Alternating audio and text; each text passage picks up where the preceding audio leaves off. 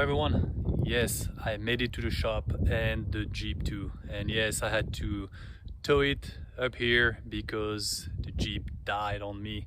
Yeah, the last day of my trip to the Upper and Lower Peninsula, everything decided to die. And let me show you what went wrong with it. But first, let me put it in the garage or in the shop. Yeah, it's windy and cold here in the mountain, so let's do that first. Okay, the Jeep is in and it feels much nicer in here. So I don't know if you remember what I said at the end of my last video. Let me refresh your memory here. And this is going to be the last camp spot for this trip. Tomorrow I'm going to head back home, North Carolina. So I'm going to head off the trail and yeah, be on a highway. So this is going to be also the last video, and yeah, the drive back is going to be boring. So I'd rather finish this whole trip and have my last video right here. So no, the return trip was not boring at all. So I started in the morning from my last camp spot, and I had 150 miles to do to go from my last camp spot to my home in North Carolina. And within 2 minutes of starting the Jeep, it was acting funny, just like in Minnesota during my last trip. And the Jeep would be hesitating. So I thought for a while that it was a bad fuel pump or the fuel filter was clogged. And then kind of thought that I just got like a bad tank of gas, because then it got better and I didn't have any issue after a while. But he was doing the same thing.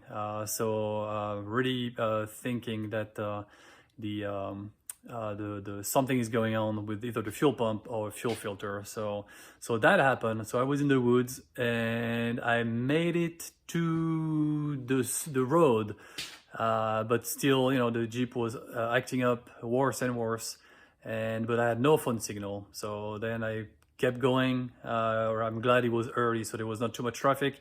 And reached a parking lot where I got signal. So here I am calling AAA, and AAA say, oh, because of COVID, you're not allowed to ride in a tow truck with a driver. So I'm like, okay, now what? So then I called a buddy of mine, but he lived 100 miles from where I was on this parking lot. So kind of felt bad. I mean, he was ready to, you know, come and pick me up, hook up his trailer and come pick me up, and the Jeep. But you know, I felt bad. He had stuff to do during the day, so I said, you know what, I'm gonna risk it. And I started to drive using a back road, and then that happens.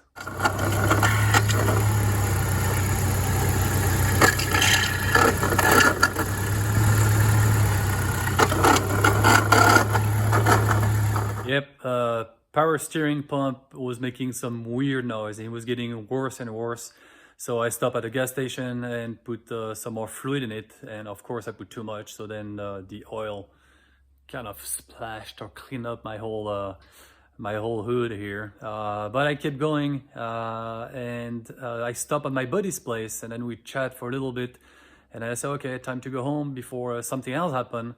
And going back in the Jeep, going around in the back, I see this. I don't know if you can tell because, you know, Jeep is dirty. There's all these spots here. Looks like a oil spot. So I said, okay, this is weird because the power steering is up in the front, but then I got some oil stain all the way in the back here. So I was wondering what it was, and then, you know, maybe with the air and the turbulence in the rear, maybe the power steering fluid would go on the back window, right? But it seems kind of weird.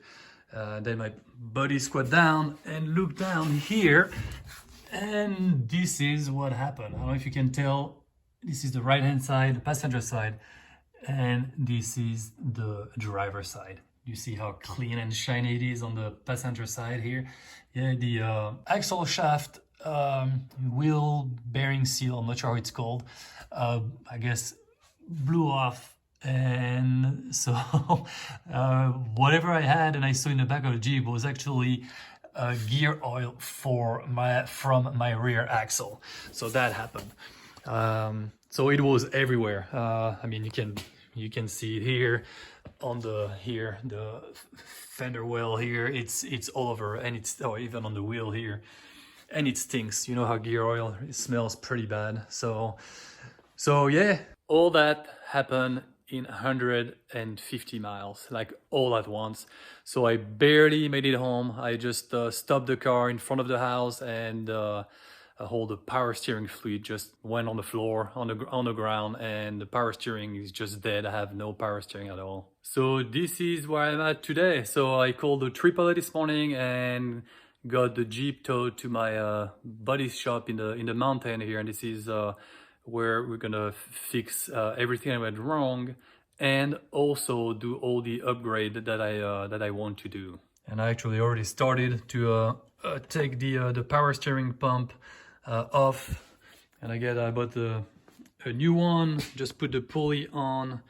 You see the idler pulley as well, and I'm gonna put a power steering filter in line here just to make sure, because it was pretty bad. I mean, you heard how bad it sounded, so maybe there are some pieces, some metal floating around in the whole system here. So I'm going to flush everything and make sure I do it right, and I'm going to put a filter in line as well. And as far as the upgrade that I want to do, well, I'm going to replace my I don't know if you can see here, my fuel tank skid plate. You know, it's been crushed and it's rusting out and falling into pieces. So I bought one a few years ago, right there. So that's a worn fuel tank skid plate, and it is heavy duty. This is why I never really installed it. It's pretty heavy, but now that I have to, then I'm gonna install it during you know, when I'm done fixing everything here.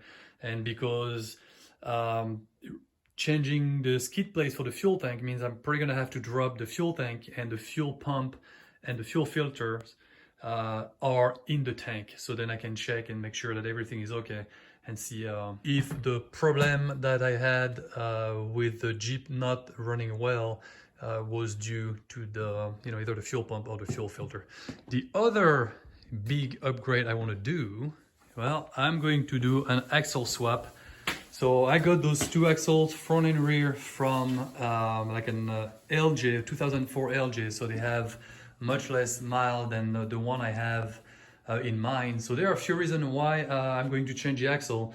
First one is I'm going to re-gear, and actually they have been re-geared already. So I re-geared them to 488 stock on my 2.5 Wrangler. Comes with a 410. So that's a big improvement. I mean, it was really hard on 33-inch tires to drive the Jeep with a 410. I mean, it was getting really bad in the mountain. And just drivability in general. And the other thing, so I splurged for the rear axle. This is a Dana 44, and I put a aux locker for the rear diff, air actuated, because I have onboard air. So yeah, I'm pretty excited. So brand new gears, re-geared, and brand new locker, and that's gonna go in the Jeep too at some point. So yeah, that is it for today. That was just a quick update on what's going on with the Jeep. So a lot of work coming up, you know, fix everything that broke, change the fuel tank, skid plate, and install the front and the rear axles. And also look around the Jeep and, you know, make sure everything is in order. So it'll be like a big maintenance and service on the Jeep. I know there is something else also, and it's right there. I don't know if you can see it, but the body mount, the cab that is supported on the frame here, it's going through. Oh, sorry, can't really see very well, but it's going through the frame here, not the frame, but the body frame. So we're gonna have to do something about that. And also, I'm probably going to do something about all the rust. Sorry about the sun. The rust on all the frame, if I can find something to do there. So yeah, so first thing first, I'm going to fix the power steering pump, make sure it's flushed and running, and then I'll drive the Jeep to the car wash and give it a good wash, outside wash. I guess inside I don't really care for now. And yeah, some power steering fluid leaking still. So yeah, that's the plan, and I will keep you posted on what's going on. And I will see you then in my next video. Cheers. Bye everyone.